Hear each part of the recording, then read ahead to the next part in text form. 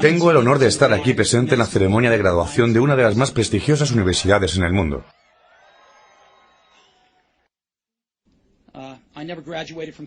A decir verdad, esto es lo más cerca que estuve jamás de una graduación universitaria. Hoy deseo contarles 3 relatos acerca de mi vida. Eso es todo, nada del otro mundo, simplemente 3 relatos. El primer relato es acerca de unir los distintos puntos. Abandoné los estudios en Reed College después de los primeros 6 meses, pero luego permanecí como oyente por otros 18 meses aproximadamente, antes de dejarlos completamente. Así que, ¿por qué abandoné? Todo comenzó antes de que yo naciera. Mi madre biológica era una joven soltera, graduada universitaria, que decidió colocarme en adopción. Creía enérgicamente que debía ser adoptado por universitarios graduados, de tal modo que todo se organizó para que fuese adoptado al nacer por un abogado y su esposa. Excepto que cuando emergí, ellos decidieron en el último momento que deseaban una niña. Así que mis padres, que estaban en una lista de espera, recibieron una llamada en medio de la noche que decía: «Tenemos un varoncito inesperado. ¿Lo quieren?». Dijeron: «Por supuesto». Mi madre biológica averiguó más tarde que mi madre adoptiva nunca se había graduado de la universidad y que mi padre nunca había terminado el colegio secundario. Rehusó a firmar los papeles definitivos de adopción. Solo se avino a hacerlo unos meses después, cuando mis padres le prometieron que algún día yo iría a la universidad.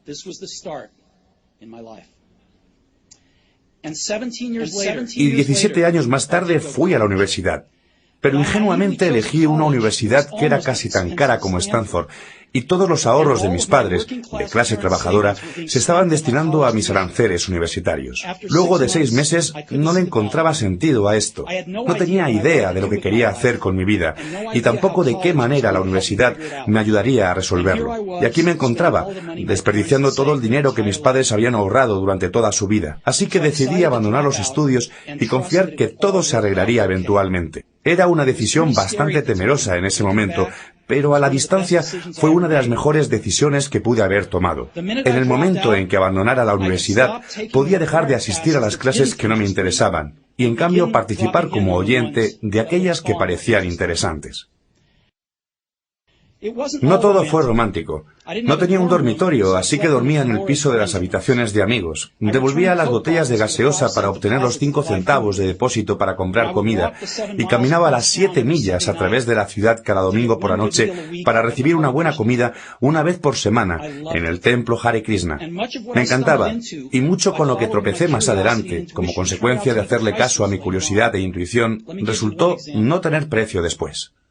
Déjenme darles un ejemplo. Reed College en ese momento ofrecía quizá el mejor aprendizaje de caligrafía del país. En toda la ciudad universitaria, cada cartel, cada etiqueta en cada cajón, era caligrafiado a mano de una manera bellísima. Dado que había abandonado los estudios y no tenía que asistir a las clases normales, decidí tomar un curso de caligrafía para aprender cómo se hace eso. Aprendí acerca de los tipos de letras, cómo variar la cantidad de espacio entre diferentes combinaciones de letras, todo aquello que hace que la admirable tipografía sea grandiosa. Era hermoso, histórico, artísticamente sutil, de un modo que la ciencia no puede captar, y yo lo consideraba fascinante. Nada de eso albergaba siquiera la mínima esperanza de alguna aplicación práctica en mi vida. Pero 10 años más tarde, cuando estábamos diseñando la primera computadora Macintosh, todo volvió a mi mente. Y lo volcamos todo en la Mac. Era la primera computadora con bellísima tipografía. De no haber asistido a ese único curso universitario, la Mac no hubiera tenido nunca tipos de letras múltiples o fuentes espaciadas proporcionalmente. Y dado que Windows simplemente copió a Mac, es posible que ninguna computadora personal las hubiera tenido.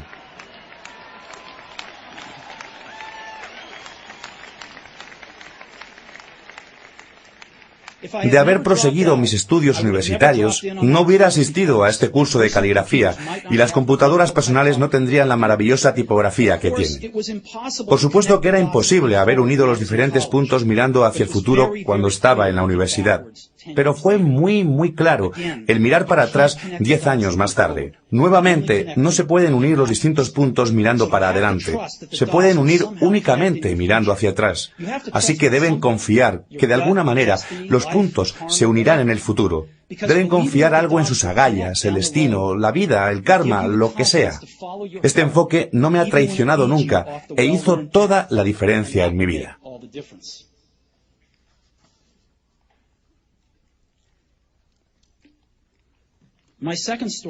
Mi segundo relato es acerca del amor y la pérdida. Yo tuve suerte, descubrí lo que realmente quería hacer temprano en mi vida. Woz y yo comenzamos con Apple en el garaje de mis padres cuando tenía 20 años. Trabajamos duro y en 10 años Apple creció de ser una empresa compuesta por nosotros dos en un garaje a una empresa de 2.000 millones con más de 4.000 empleados. Habíamos lanzado nuestra creación más refinada, Macintosh, un año antes y yo acababa de cumplir 30. Y después me despidieron. ¿Cómo se puede ser despedido de la empresa que uno inició? Pues a medida que Apple crecía, contratamos a alguien que yo pensaba que era sumamente talentoso para dirigir la empresa conmigo, y durante el primer año o más, las cosas anduvieron bien. Pero luego, nuestras visiones acerca del futuro comenzaron a diferir, y eventualmente tuvimos una disputa. Al tenerla, los accionistas le apoyaron a él, así que a los 30 estuve fuera. Y bien afuera. Aquello en lo que me había concentrado durante toda mi vida adulta había desaparecido y fue devastador. Realmente no supe qué hacer durante unos pocos meses. Sentía que había decepcionado a la anterior generación de emprendedores, que había soltado la batuta mientras que me la estaban pasando. Me reuní con David Packard y Bob Noyce y traté de disculparme por haber echado a perder las cosas de tal manera. Yo representaba un fracaso público muy importante y hasta pensé en retirarme del valle. Pero poco a poco empecé a darme cuenta de que todavía amaba lo que estaba haciendo. El curso de los acontecimientos en Apple no había cambiado eso para nada. Había sido rechazado, pero aún amaba lo mío. Así que decidí empezar de nuevo. No me di cuenta entonces, pero resultó que el hecho de haber sido despedido de Apple fue lo mejor que me pudo haber pasado. El peso del éxito fue reemplazado por la facilidad de convertirme en un principiante una vez más, con menor certidumbre acerca de todo. Me dio rienda suelta para ingresar en uno de los periodos más creativos de mi vida. Durante los siguientes 5 años, inicié una empresa llamada Next, otra empresa llamada Pixar, y me enamoré de una maravillosa mujer que se convertiría en mi esposa. Pixar llegó a crear el primer largometraje animado por computadora en el mundo, Toy Story, y en la actualidad es el estudio de animación más exitoso a nivel mundial. En un giro destacado de acontecimientos, Apple adquirió Next, volví a Apple, y la tecnología que desarrollamos en Next está en lo más recóndito del renacimiento actual de Apple. Y tenemos, Lauren y yo, una maravillosa familia juntos. Estoy seguro de que nada de esto hubiera pasado de no haber sido despedido de Apple. Fue un trago amargo, pero creo que el paciente lo necesitaba. A veces la vida golpea en la cabeza con un ladrillo. No pierdan la fe. Estoy convencido de que lo único que me mantenía en curso era que amaba lo que hacía. Deben encontrar lo que realmente les apasiona, y esto es tan cierto respecto del trabajo como lo es respecto del amor.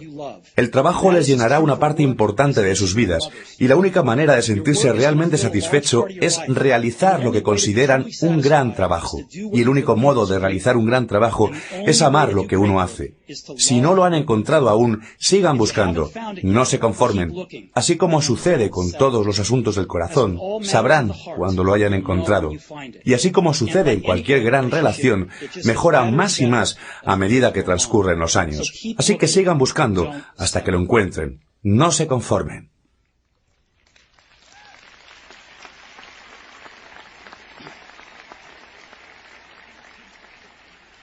Mi tercer relato es acerca de la muerte.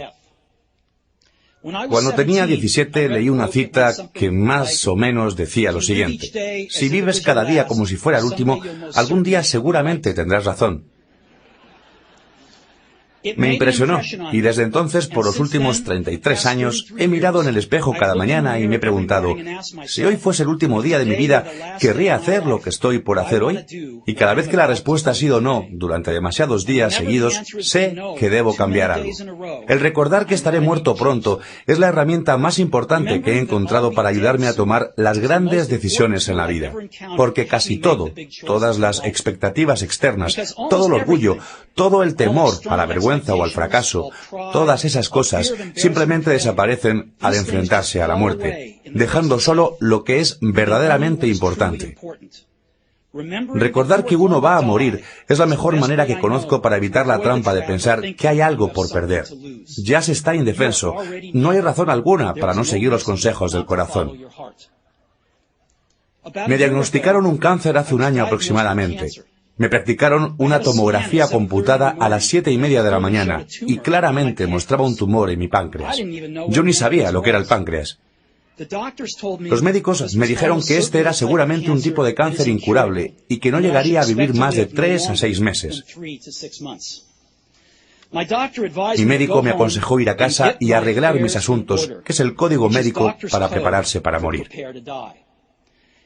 Quiere decir que hay que tratar de explicarles a los hijos todo aquello que pensaba que iba a tener 10 años para contarles en pocos meses. Significa asegurarse de tener todo puntualmente arreglado, de modo que sea lo más fácil posible para la familia. Significa empezar a decir adiós. Pasé el día entero con ese diagnóstico. Luego por la tarde me realizaron una biopsia en la que introdujeron un endoscopio por la garganta a través del estómago y hasta los intestinos, pusieron una aguja en mi páncreas y retiraron algunas pocas células del tumor.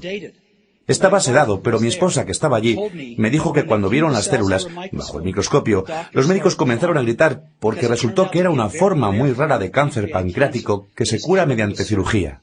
Me realizaron la cirugía y estoy bien ahora.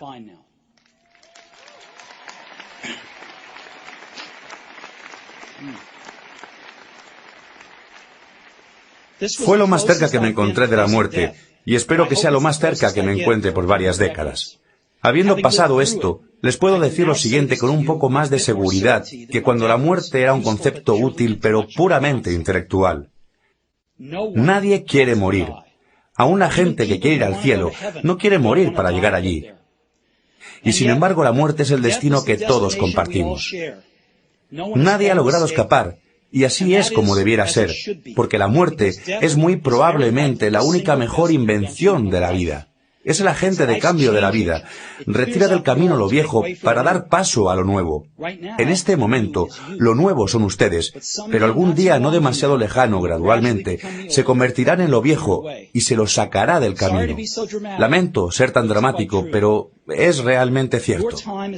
Su tiempo es limitado, así que no lo malgasten viviendo la vida de otro. No se dejen atrapar por el dogma, que implica vivir con los resultados de las creencias de otros. No permitan que el ruido de otras opiniones ahogue vuestra voz interior. Y lo que es más importante, tengan el coraje de seguir a sus corazones e intuición. De algún modo, ellos ya saben lo que ustedes realmente quieren llegar a ser.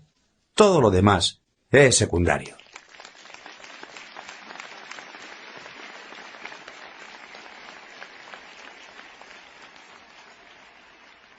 Cuando era joven, existía una publicación maravillosa llamada The Whole Earth Catalog, que era una de las Biblias de mi generación. La había creado un sujeto llamado Stewart Brand, no demasiado lejos de aquí, en Menlo Park, y le transmitió su toque poético. Esto sucedía en los últimos años de la década de 1960, con anterioridad a la publicación mediante computadoras personales y de escritorio, así que todo se llevaba a cabo con máquinas de escribir, tijeras y cámaras Polaroid. Era una clase de Google en edición rústica, 35 años antes de la aparición de Google. Era idealista y desbordante de herramientas prolijas e ideas importantes. Stewart y su equipo publicaron varias ediciones de The Whole Earth Catalog, y luego, cuando habían cumplido su ciclo, publicaron una edición final. Esto sucedía a mediados de la década de 1970, y yo tenía la edad de ustedes. En la tapa de la edición final, había una fotografía de un camino rural a primera hora de la mañana, del tipo de ruta que ustedes caminarían si fueran tan aventureros. Debajo de la foto aparecían las siguientes palabras: si no se tiene avidez por el conocimiento, no se conocerá el éxito.